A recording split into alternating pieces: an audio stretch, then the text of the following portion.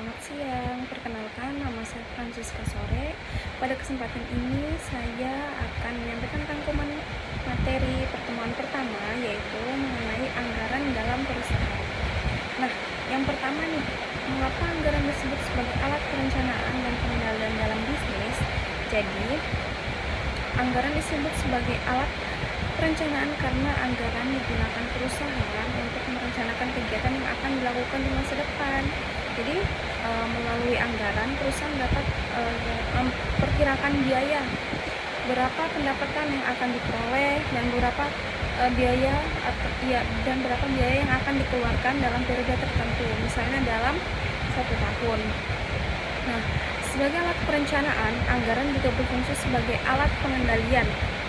Itu yang dimana anggaran itu digunakan untuk kayak membandingkan antara rencana dengan hasil yang sebenarnya terjadi. Nah, terus jika terdapat perbedaan antara anggaran dan realisasi, maka manajemen dapat mengevaluasi penyebab dan mengambil tindakan perbaikan. Contoh sederhananya nih, kayak sebuah perusahaan menganggarkan biaya operasional sebesar 50 juta per bulan. Nah, setelah berjalan, ternyata biaya yang keluar itu lebih dari 50 juta, yaitu 60 juta. Nah, dari situ perusahaan dapat mengevaluasi nih, mengapa terjadi kelebihan biaya dan bagaimana cara mengendalikannya agar sesuai dengan rencana. Nah, yang kedua itu apa saja yang termasuk dalam rencana kerja perusahaan dan perbedaan anggaran operasional dan anggaran keuangan. Jadi, rencana kerja perusahaan itu biasanya kayak berisi berbagai macam kegiatan nih yang akan dilakukan perusahaan untuk mencapai tujuan bisnisnya. Jadi beberapa yang termasuk dalam rencana kerja perusahaan itu seperti rencana penjualan, rencana produksi, rencana pembelian bahan baku, rencana tenaga kerja tidak langsung, serta rencana penggunaan dana perusahaan. Nah, dalam rencana kerja tersebut terdapat 2 jenis anggaran, yaitu anggaran operasional dan anggaran keuangan.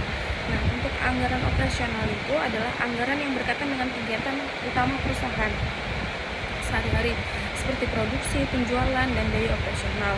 Nah, anggaran operasional ini tuh dia tuh hanya berfokus pada aktivitas yang menghasilkan pendapatan dan biaya operasional perusahaan.